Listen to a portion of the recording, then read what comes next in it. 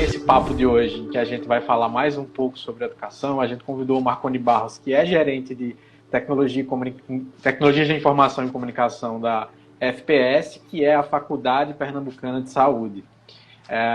E aí, Marconi, eu vou pedir para você se apresentar, de repente contando um pouquinho para o pessoal aqui o teu background, assim, qual é a tua história com a tecnologia, qual foi, enfim, a tua bagagem até chegar onde você está hoje nessa função de gestor lá na FPS. Seja bem-vindo. Obrigado, Ricardo. Prazer grande, satisfação grande estar conversando com vocês na tarde de hoje. Bom, eu me chamo Marconi Barros, já estou na faculdade há 11 anos e comecei minha vida, minha carreira na TI com desenvolvimento, né? Desenvolvi em Clipper em 91, 92, e aí tive a primeira oportunidade de trabalhar como gestor em 2006, e desde então me abracei essa carreira, essa área de gestão, né? Ainda continuo apaixonado por desenvolvimento, mas só observando. Hoje eu atuo mais como gestão. Durante esse tempo eu trabalhei, minha primeira empresa de tecnologia foi uma software house de desenvolvimento de sistema para restaurante. Em seguida eu fui para o ITES, que era uma empresa local que tinha em Recife, mas que prestava serviço de terceirização de TI para praticamente o Nordeste todo. E dentro do ITES eu tive a oportunidade de trabalhar em diversas empresas, em diversos segmentos, na área de energia, na área acadêmica, na área de transportes. E em 2009 eu tive a oportunidade de receber um convite para trabalhar na FPS como gestor, e estou lá até hoje. Fui dar uma estudada aí sobre a FPS, vi que é uma instituição que tem... vocês se consideram como uma instituição que tem pouco tempo, mas tem muita coisa interessante para compartilhar. 15 anos de vida. Eu percebi que nesses 15 anos vocês estavam num caminho de transformação digital constante, né? Não foi alguma coisa que vocês despertaram só agora, como infelizmente tem acontecido com muitas empresas nesse momento. Infelizmente e felizmente, né? Infelizmente pela demora e infelizmente porque finalmente está acontecendo. Na verdade, a FPS, apesar de ser nova, de nós nos considerarmos novos, temos apenas 15 anos no mercado, mas ela já nasceu com uma visão disruptiva de educação, né? Sim. Então, trouxemos para o Nordeste o método ABP, que é a aprendizagem baseada em problemas, focada muito em atividades práticas, né? E poucas teóricas. Então, para você ter ideia, nossa sala de aula ela tem apenas 12 estudantes.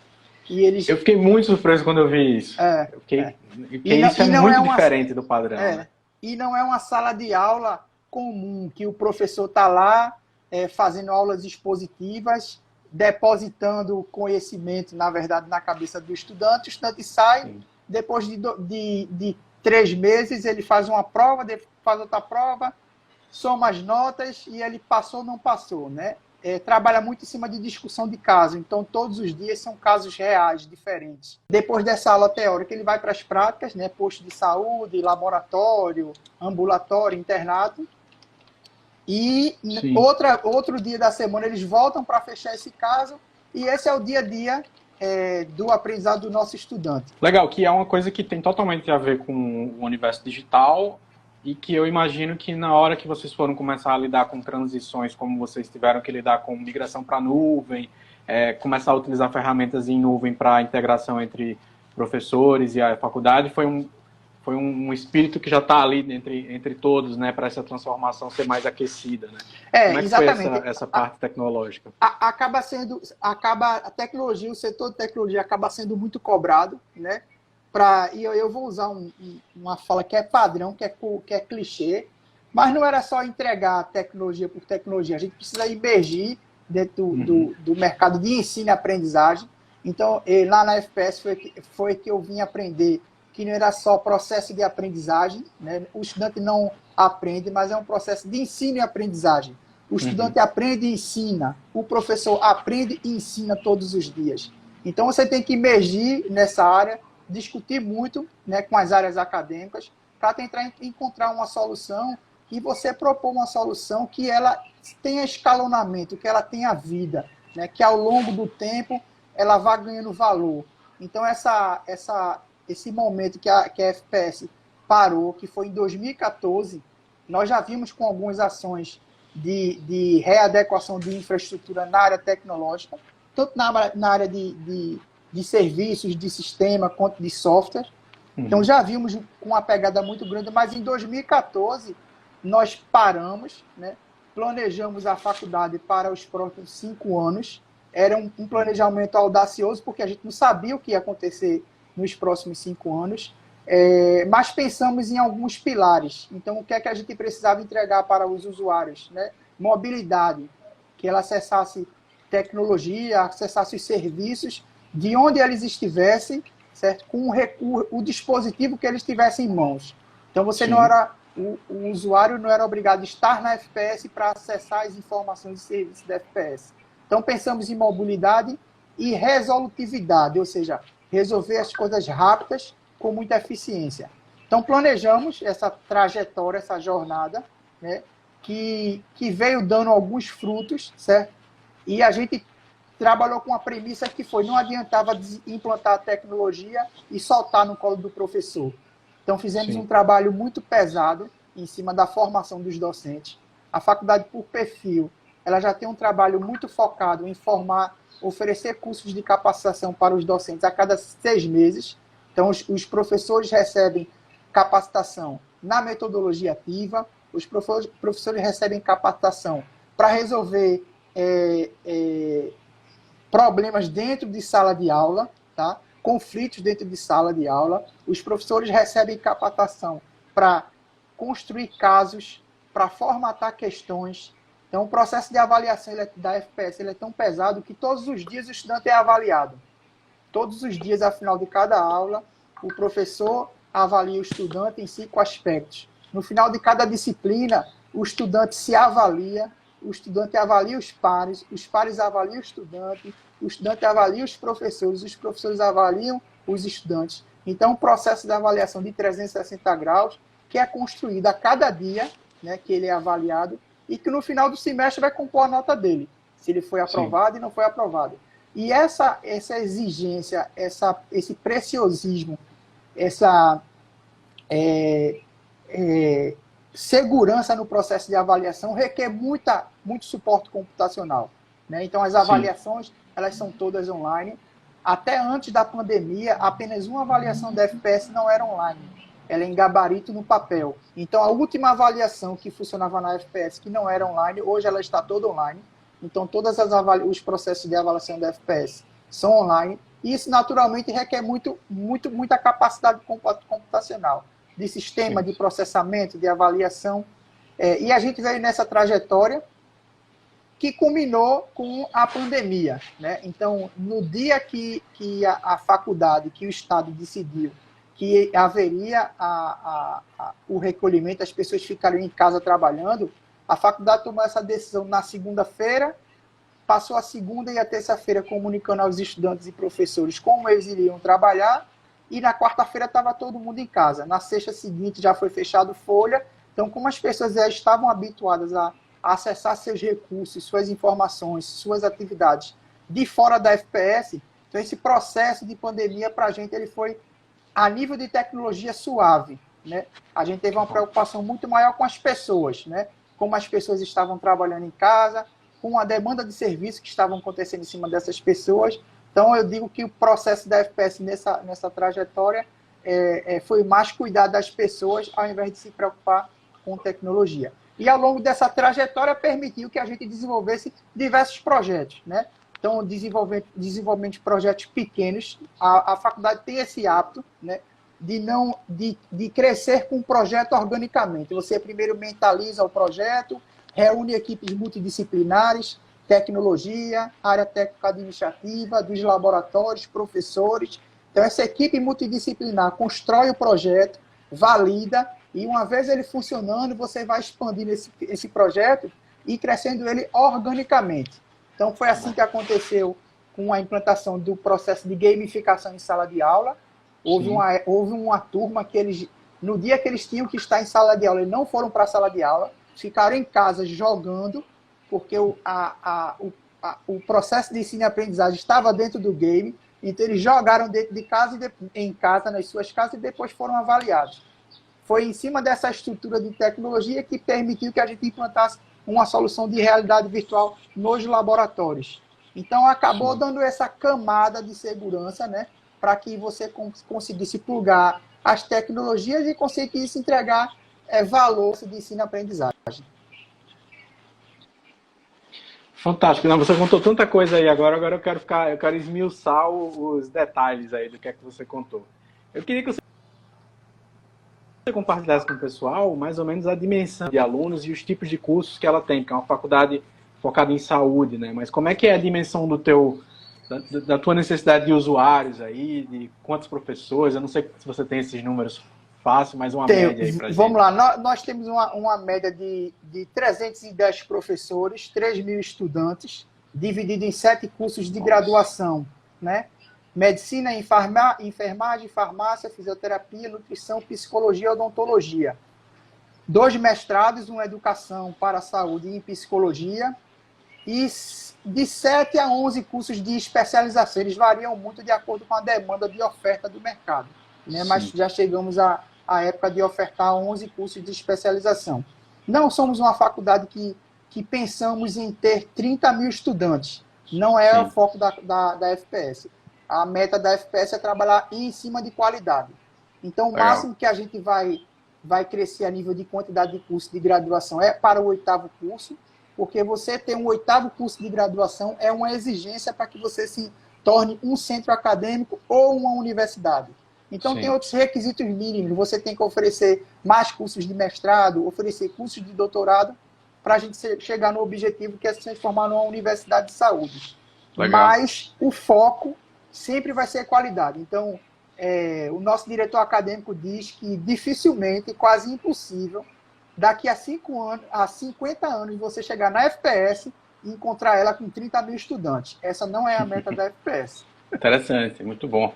Eu estou perguntando isso porque eu acho que quem é da área de TI que pode estar assistindo fica sempre imaginando assim, poxa, mas fazer essa migração toda, mas para quantos alunos, né? Qual foi o contexto, né? E porque a dimensão de sair de, sei lá, 500 para 3.000 é muita coisa, né? Principalmente quando a gente pensa em acesso simultâneo, né? Estabilidade dos sistemas para isso. Exatamente. E eu achei muito interessante que outro ponto que você falou, que eu queria que você expandisse um pouco mais isso, que foi sobre mobilidade como uma das bases para esse sistema acontecer bem. Porque eu lembro que, assim, eu já fui professor de algumas pós-graduações aqui no estado e em outros estados também, e eu sempre tive essa coisa de quando eu chego na sala de aula, ter o computador lá da faculdade e ser meio que um problema, porque eu não sou professor fixo, sou convidado, então rola aquele momento de, eita, qual vai ser o login que vai usar? E como é que vai ser o acesso à plataforma X ou Y para poder colocar as faltas, as presenças, essas coisas todas. Isso eu sinto que é muito que é o dia a dia, né? Isso é a parte hoje da maioria das faculdades, de ter esses sistemas que são, às vezes, sistemas de aprendizado, às vezes são apenas sistemas de controle, de presença, de avaliação. Como é que vocês fizeram os passos que vocês deram para isso evoluir e vocês estarem mais seguros, como vocês estão se sentindo hoje? Assim? Ele volta para aquela proposta de empoderar o professor. Então, sempre o professor recebe a primeira informação. Qualquer ativo tecnológico que é lançado na FPS, ele antes é muito maturado e é muito discutido com o professor. Então, o professor entra já seguro em sala de aula. Né? Ele entra, ele já sabe quais são as ferramentas que ele tem que utilizar, se ele precisar de suporte, como ele deve recorrer. Então, sempre dá essa segurança para o professor, porque acaba sendo injusto. Né? Você tem hoje em dia professores que estão nessa fase de transição para o processo digital, né? Já chega com estudantes milênios, né? Nativamente digitais, e acaba sendo um desfavorecimento você não fazer com que o professor entre na sala de aula, né? Ou no ambiente de ensino-aprendizagem, sem dominar a ferramenta que ele vai utilizar para a sala de aula. Além disso, faz parte do processo de formação dos nossos docentes a capacidade de receber críticas, né? Então, os nossos professores eles são muito abertos para receber feedback de estudantes, né? e nós mudamos de opinião muito rapidamente. Então, se eu venho com opinião para um debate com você, Ricardo, e você me convence, diz que eu estou errado, eu mudo muito facilmente, porque você me convenceu, me trouxe argumentos de que eu tinha que mudar e esse era o melhor caminho. Então, nós temos essa capacidade de mudar de cenários muito rapidamente. Então, isso acaba sendo um facilitador para o professor no dia a dia, nos ambientes de aprendizagem. Muito legal, muito legal. E aí você falou sobre uma outra coisa, que foi sobre essas dinâmicas de gamificação que vocês desenvolveram, né? Isso foi desenvolvimento interno? Vocês contrataram alguém para fazer isso? Isso roda como para os alunos? Fizemos uma parceria com a Joy Street, é uma empresa que está incubada no Porto Digital, certo? Legal. Escolhemos só um módulo, que na faculdade nós não chamamos disciplina, chamamos módulo. Mas aqui eu vou discorrer como disciplina. Então, escolhemos um assunto de uma disciplina, tá? Uhum. E eles gamificaram essa disciplina todinha, né? Criando perguntas e respostas, cenários e atalhos. E depois desse projeto que envolveu a equipe pedagógica, envolveu o professor, envolveu o docente, envolveu o estudante para validar. Uma vez o produto pronto, nós implementamos isso em apenas em 2 turmas de medicina. E isso foi implantado em 2019, tá? No ano passado. Sim. A ideia é que esse ano as turmas de medicina, quando chegarem nessa disciplina, elas passem a ter essa aula gamificada e aos poucos a gente vai identificar dentro de cada curso, de cada período, quais são os assuntos que a gente pode gamificar e começar a expandir isso dentro da faculdade. Aí você pergunta, todas as aulas da FPS vai ser gamificada? Não. A gente vai tentar trazer componentes diversos para o processo de ensino e aprendizagem dele. Então, hoje é uma aula prática, essa aula teórica que eu preciso ter, que eu preciso oferecer para o meu estudante, para que dê um embasamento teórico, para que ele vá com mais segurança para a aula prática. Ela pode ser uma videoaula, ela pode ser um vídeo interativo, ela pode ser um game. Então, esse processo de mudança, esses diversos componentes, né, tecnológicos que a gente tenta trabalhar todos os dias para dar uma dinamizada no processo de ensino e aprendizagem. Outra coisa que eu vi que vocês fizeram também, que eu estou muito curioso de saber como é que é isso, em relação às dinâmicas de sala de aula, assim, que eu imagino que deve ter sido legal, justamente porque agora, nesse momento que está faltando contato, usar realidade virtual ou realidade aumentada ajuda bastante a essas dinâmicas de aprendizado. Vocês fizeram uma parceria também com a outra startup ou é com a mesma startup que fizeram o médio Essa foi uma parceria com a startup de São Paulo, tá? E aí o que acontece? A gente transformou as aulas de anatomia e fisiologia, então eles já tinham essas aulas práticas e nós trouxemos aquele componente. Ao invés do game, trouxemos a realidade virtual para dar uma embasada melhor no conteúdo. Então é muito cansativo para o estudante ver como o corpo humano funciona através de um vídeo ou através de imagens de slides. Então a gente trouxe a realidade virtual para inserir. Então, com o processo de realidade virtual, o estudante consegue imergir no corpo humano.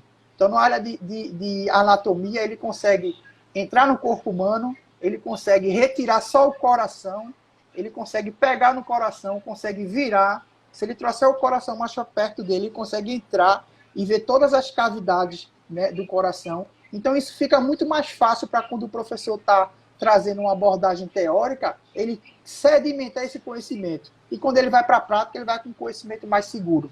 Essa experiência foi muito boa, né, porque a gente precisou quebrar uma barreira com o professor, né, então botamos mais uma vez o professor no processo, fizemos apenas com uma turma, tivemos um cuidado de criar os conteúdos dentro da carga horária pedagógica do estudante, né? Porque o que acontece muito era muito comum se a FPS quisesse ganhar visibilidade, comprava 10 óculos de realidade virtual, colocava no laboratório e deixava lá.